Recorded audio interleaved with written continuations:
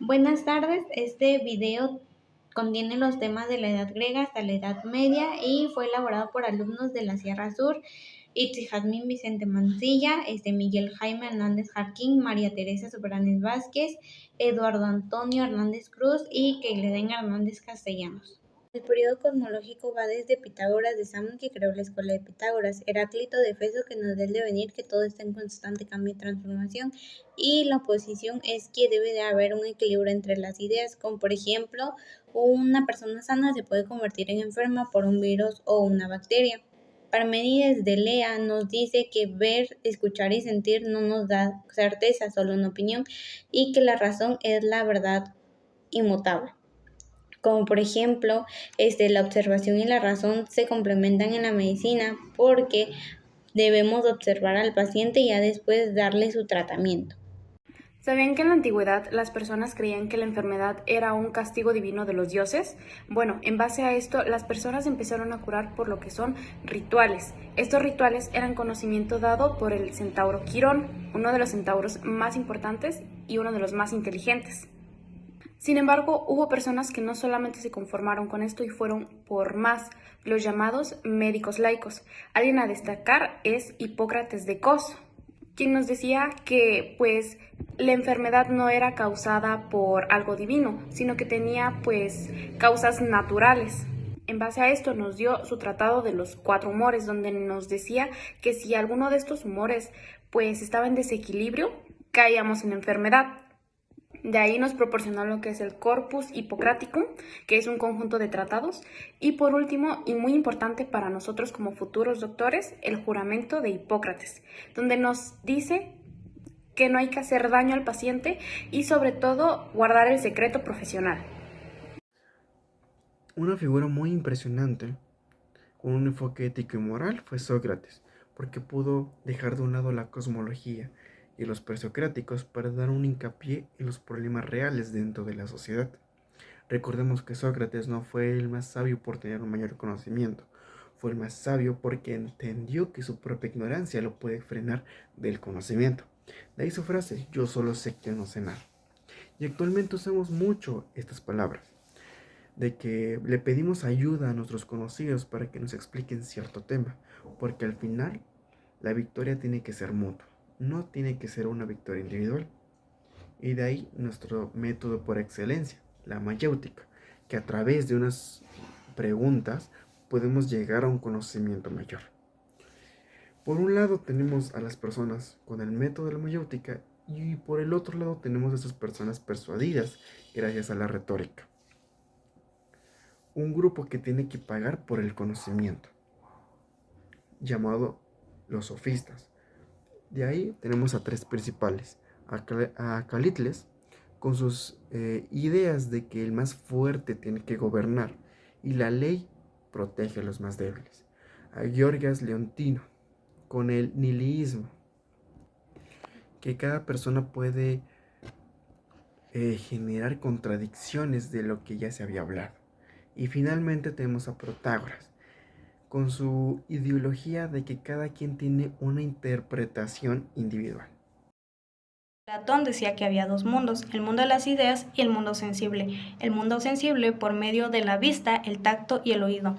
Cuando un paciente está entrando al consultorio podemos observar la forma en que camina y por medio del tacto en la región donde le duele. Esto es donde entra la doxa. Ahora, cuando ya tenemos esta información y tenemos nosotros el conocimiento, podemos dar ideas de cuál puede ser la enfermedad y aquí es donde entra el epísteme. Ahora, el mundo de las ideas es cuando ya tenemos la razón de lo que es la enfermedad, que por lo tanto por medio de pruebas de laboratorio o etcétera podemos diagnosticar y ahora decir cuál es la enfermedad y aquí es donde entra la dialéctica también porque es por medio de la razón. Aristóteles también hablaba acerca del mundo sensible. También habló acerca del organón, que este es un conocimiento científico que es tanto demostrativo como verdadero. El conocimiento científico va acompañado de la lógica, mientras que lo demostrativo de la ciencia y el epísteme. Ahora, el conocimiento científico es importante ya que puede ser en el área médica cuando al paciente le entregan sus pruebas de laboratorio y el médico ahora sí puede afirmar qué enfermedad es descartando las demás. Este también es importante, ya que está el silogismo, que es la causa y la razón de la afirmación, que esta afirmación se puede dar a cabo con el conocimiento científico, que serían con las pruebas de laboratorio, que ya se puede afirmar la enfermedad. Ahora, antes de que surja la enfermedad, existe la potencia. La potencia es lo que no es, pero puede ser. Es cuando el doctor está hablando con el paciente y le está dando indicaciones de actividades o su estilo de vida, cosas que puede cambiar antes de que surja la enfermedad. En cambio, el acto es lo que ya es. Puede ser cuando el paciente hizo caso omiso a estas indicaciones que le dio el médico y ya es cuando contrae la enfermedad. Aristóteles también habló de Dios. Él habló de Dios como un motor móvil. En el área de la salud lo podemos relacionar que los pacientes cuando tienen una enfermedad buscan a Dios para que éste al escucharlo les pueda dar mejorías acerca de la enfermedad. También habló del eudemonismo, esto como la búsqueda de la felicidad. Siempre que un paciente padece alguna enfermedad, trata de ser lo más feliz posible para sobrellevar esta enfermedad. Al igual Aristóteles habló del Estado, el Estado como una jerarquía. En el área hospitalaria se puede ver cómo los hospitales están jerárquicamente organizados como hospital de primer nivel, segundo nivel y tercer nivel.